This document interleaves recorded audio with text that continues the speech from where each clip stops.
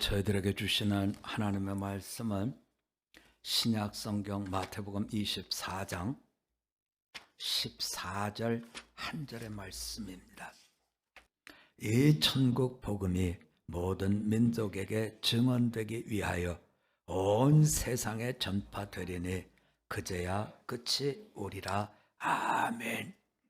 오늘 주신 말씀의 제목을 복음 전파와 종말, 이런 제목을 붙였습니다. 우리 마음속에 말씀을 잘 담고 한 주를 살 수 있도록 제목을 한번 같이 해볼까요? 복음 전파와 종말. 조금 길어서 잘 기억되시기가 어떨지 모르겠어요. 복음 전파 그리고 종말, 이런 말씀입니다. 봄이 성큼성큼 지나가는 것 같아요. 오늘은 조금 봄 날씨 같습니다만 아마 다음 주가 되면 이거 여름 되는 거 아닌가 할 정도로 날씨가 성큼성큼 이렇게 지나갑니다. 봄바람을 타고 우리 주변에 봄꽃들이 얼마나 만개했는지 모릅니다. 한꺼번에 다 피는 것 같아요. 산수유가 피고 개나리가 피고 진달래가 피고 이렇게 순차적으로 피는 것이 아니라 그저 벚꽃도 피고 산수유도 피고 진달래도 피고 하얀 목련도 피고 자주색 목련도 피고 한꺼번에 다 폈습니다. 어느 사이에 하얀 목련은 벌써 많이 졌습니다. 이렇게 봄꽃이 봄을 알리는 것을 보면서 우리가 사는 이 근처를 이렇게 이제 돌아보면 작년하고 달라졌다 하는 이런 마음이 드는 때가 있습니다. 우리 주변은 개나리가 아주 예뻤습니다. 그런데 어느 사이에 개나리는 다 시들었고 주변의 나무들 하얀 목련이 보란 듯이 내가 땅의 주인이요 하는 것처럼 봄동산을 이끌고 있습니다. 이런 변화된 것을 보면서 혼자 생각을 해봅니다. 변화가 뭘까?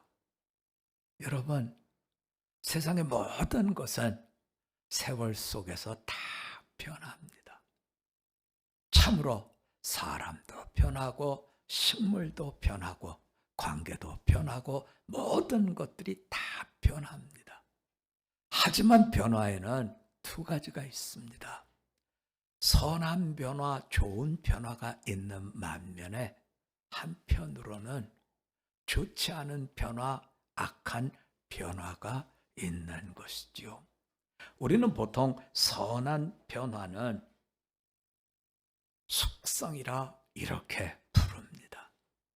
그리고 나쁜 변화는 변질이라 이렇게 부릅니다. 여기 음식이 있습니다. 이 음식이 익어가는 것, 이것은 좋은 변화 숙성이지요. 홍어가 익어가는 것, 홍어는 익어야 숙성해야 먹는 이런 생선입니다.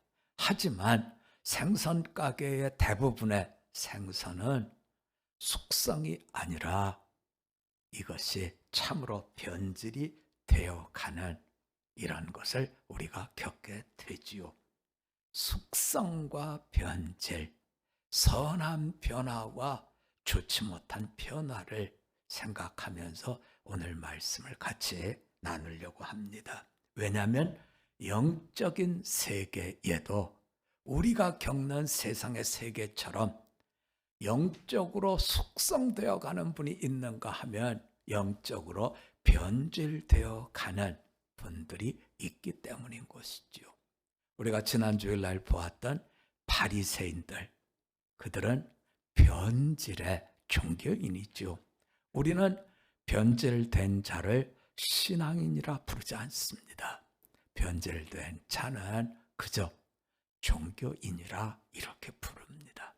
그런가 하면 숙성의 사람들, 성령의 사람들로 이렇게 숙성되어 가는 분들은 영적으로 좋은 숙성된 신앙인이다. 우리가 이렇게 부릅니다. 우리가 변절된 종교인과 숙성된 신앙인을 생각하면서 우리의 걸어가야 할 바가 무엇인가는 분명하지요. 참으로 영적으로 잘 숙성되어지는 이런 신앙인의 길을 걸어야 되면 말할 것도 없는 줄 압니다. 그럼 뭐가 다른 겁니까? 변절과 숙성, 신앙에서는 겉으로 보기에는 같을 수 있습니다. 하지만 그 속 안에, 속 사람은 영적으로 숙성되지 않으면 영적으로 변절이 돼서 그저 자기 자랑과 자기 우월로 가득 찬 이런 모습을 봅니다. 우리가 매일 지금 마태복음을 이 사순절 기간 동안 매일매일 묵상하고 있는데요. 우리가 지난 주 중에 보았던 변절된 종교인 중에 사두개인이 있습니다. 이분들은 늘 성경을 연구하고 이들은 늘 성전에서 수고하는 이런 분들이죠.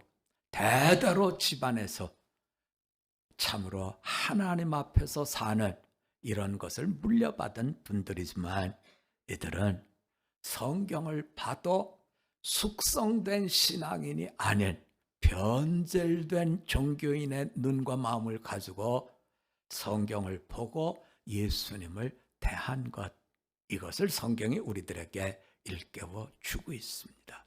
그래서 이들은 성경 어디를 봐도 부활이 없다.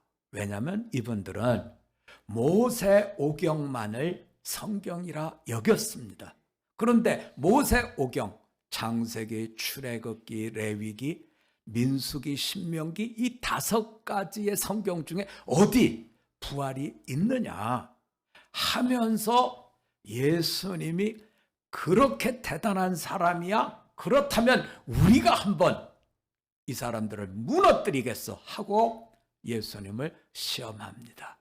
그리고 이렇게 이제는 영적 세계에 대한 이야기로 걸려 넘어지게 하려고 한 거지요. 예수님을 찾아갑니다. 만났습니다. 그리고선 이렇게 얘기합니다. 부활이 있다고 하는데 우리 얘기를 좀 들어보십시오. 큰아들이 결혼을 해갖고 살다가 아기를 못 낳고 죽었습니다. 그래서 둘째 아들이 그 형수에게 결혼을 해서 아들을 낳으려고 했는데 둘째 아들도 아기를 못 낳고 죽었습니다.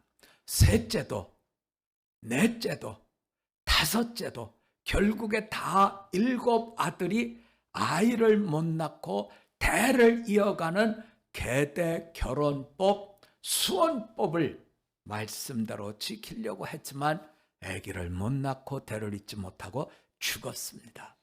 그렇다면 이제 부활의 얘기를 합시다. 이 여자분이 부활을 했고 이 아들들이 부활했습니다. 그러면 이 여자분은 누구의 아내가 되어 살아야 됩니까? 예수님이 이런 사두개인의 도전을 받고서는 이렇게 대답을 합니다. 당신들은 하나님도 오해하고 성경 말씀도 오해한 사람들입니다. 부활이 되면 우리는 세상에서 사는 것처럼 결혼하고 애 낳고 이러고 사는 것이 아니라 하늘에 있는 천사처럼 하나님이 주시는 새로운 피조 세계에서 부활의 삶을 살게 됩니다. 그래서 여러분은 천사처럼 사는 부활에 대해서 모르기 때문에 그런 이야기를 하고 있는데 성경에 부활이 없는 것이 아닙니다. 모세오경 안에도 하나님께서 부활에 대해서 보여주신 증거들이 있습니다. 아브라함의 하나님, 이삭의 하나님, 야곱의 하나님, 아브라함의 하나님이었었다. 야곱의 하나님이었었다. 이삭의 하나님이었었다. 과거형이 아니라 아브라함의 하나님, 이삭의 하나님, 야곱의 하나님 모두 다 살아있는 자의 하나님이심을 말씀하고 있지 않느냐. 죽은 것이 아니라 하나님께서 이들에게 부활의 새로운 세계를 이렇게 이미 모세오경에서도 말씀을 주고 계시더라는 거죠. 이들은 그 얘기를 듣고 떠나갑니다.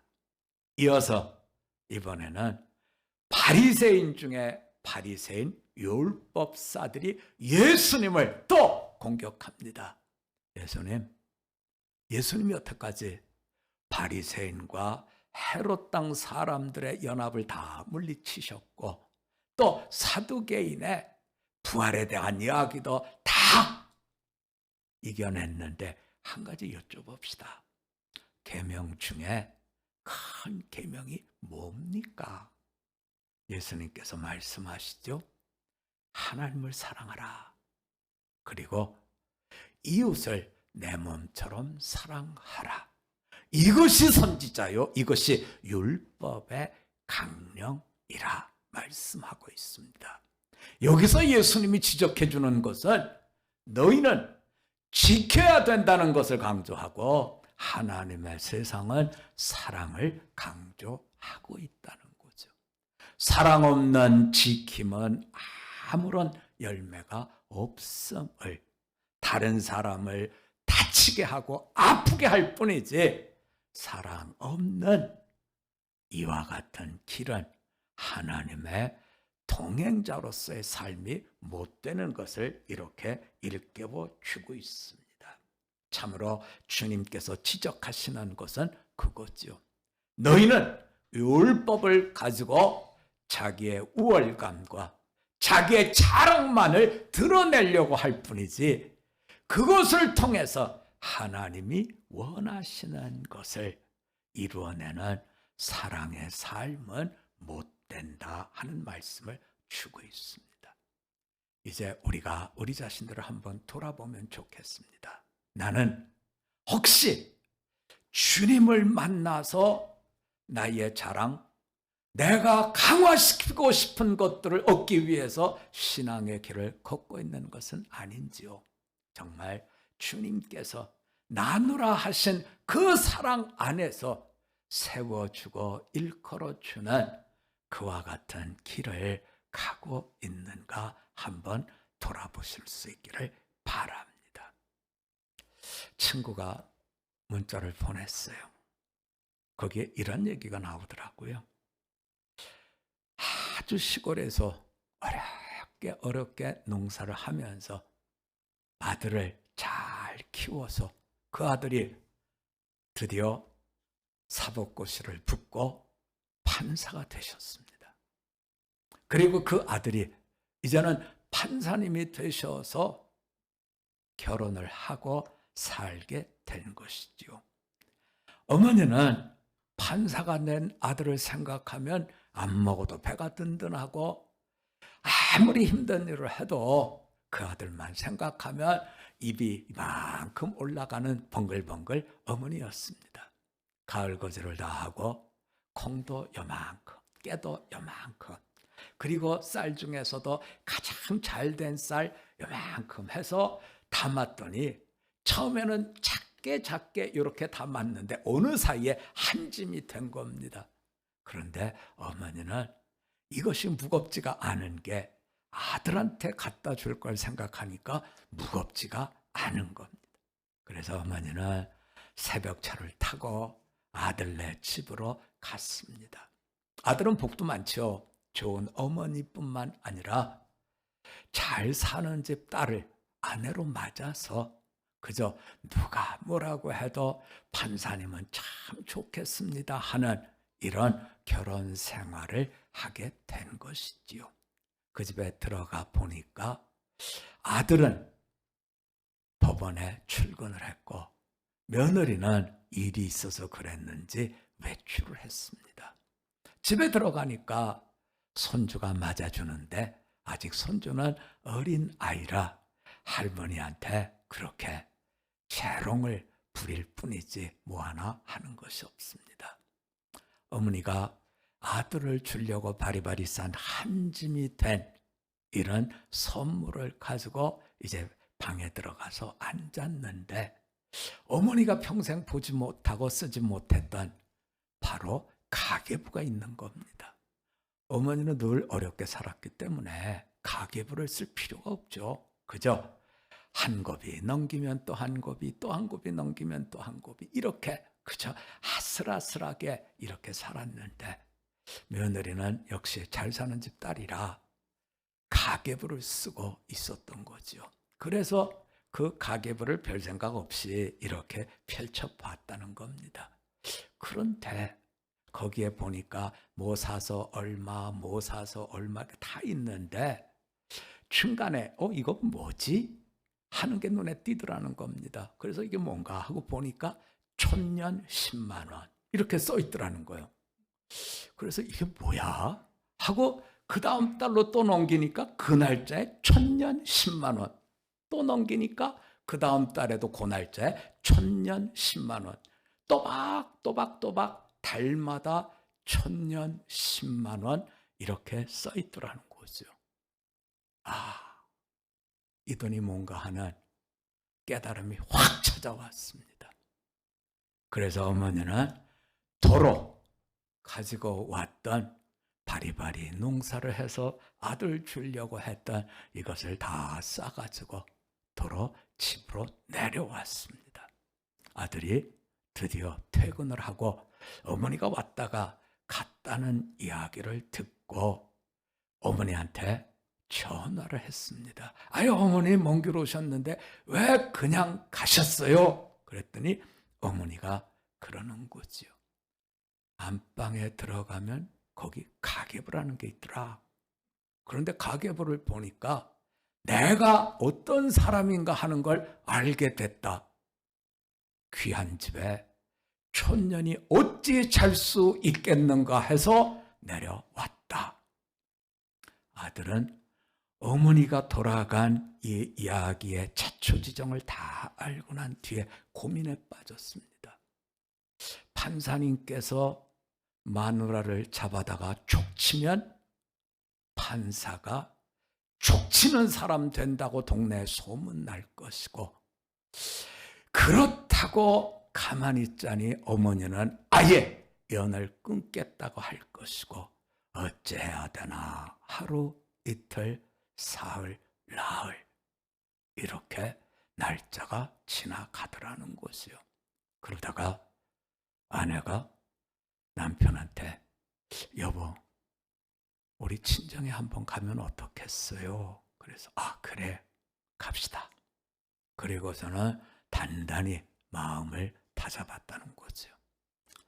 친정, 아내의 친정에 갔는데 아내는 쪼르륵 하고 속으로 들어갔는데 이 아들은 마당에 가만히 서 있더라는 거예요.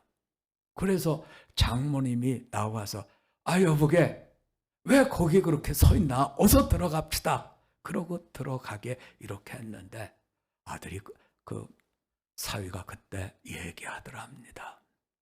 촌년의 아들이 어딜 들어가겠습니까? 귀한 집에. 그래서 돌아서서 집으로 왔다는 거예요. 그때서야 사태가 어떻게 된 건지를 알고 딸과 그리고 친정어머니, 친정아버지가 시골에 내려가서 무릎을 꿇고 사죄를 하고 화해가 됐다는 이야기를 카톡으로 보내왔더라고요. 여러분, 오늘 성경은 우리들에게 분명히 얘기합니다. 정말 여러분이 세상을 살면서 복음 전파와 종말, 마지막 때를 살아가는 사람으로 이렇게 살아야 됩니다 하는 이 말씀이 사랑이 없다고 하면 여러분은 변질된 신앙인으로 살 뿐이요, 하나님이 주신 숙성된 신앙인으로 사는 것이 아니라는 거지요. 구원을 못 받아 죽어가는 사람을 보면서도 나만 종말의 때에 천국에 들어가면 된다고 하는 이런 마음이라면 우리는 잘못된 길을 가고 있다 하는 말씀을 오늘 성경이 우리들에게 듣게 주고 있습니다. 진실로 예수를 믿고 산다는 것, 다시 그 질문 앞에 나를 세워놓고 예수를 믿고 산다는 것은 주님의 마음으로 사랑하고 주님의 마음으로 내가 종말의 때를 준비하고 복음을 전파하여 땅을 디디는 기간 동안 생명을 구원하는 것임을 성경은 이렇게 보여주고 있습니다. 자기의 우월감과 자기 만족을 위해서 예수님을 사랑 없이 시험했던 그 사람들이 아니라 진실로 하나님의 나라에 이와 같은 심판의 날로 다가오는 것을 말씀을 마음에 담고 사랑으로 품어서 잘 전파할 수 있는 우리 모두가 되실 수 있기를 주님의 이름으로 부탁드립니다. 우리 한번 같이 기도드리겠습니다. 하나님 아버지, 우리는 새로운 피조물이라 늘 생각합니다. 하지만 내 속에 사랑이 없으면 우리는 변질된 종교인에 불과한 인생인 것을 저희가 봅니다.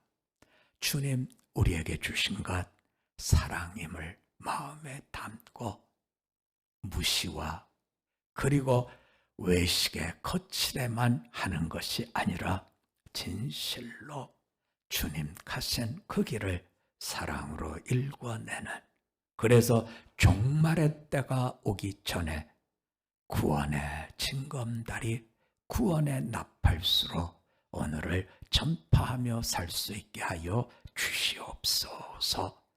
내 주변에 있는 구원받지 못한 분들 보게 하옵시고 주님 주신 그 사랑으로 세워가는 우리 되게 하여 주시옵소서. 감사드리며 예수님 이름으로 기도드립니다. 아멘.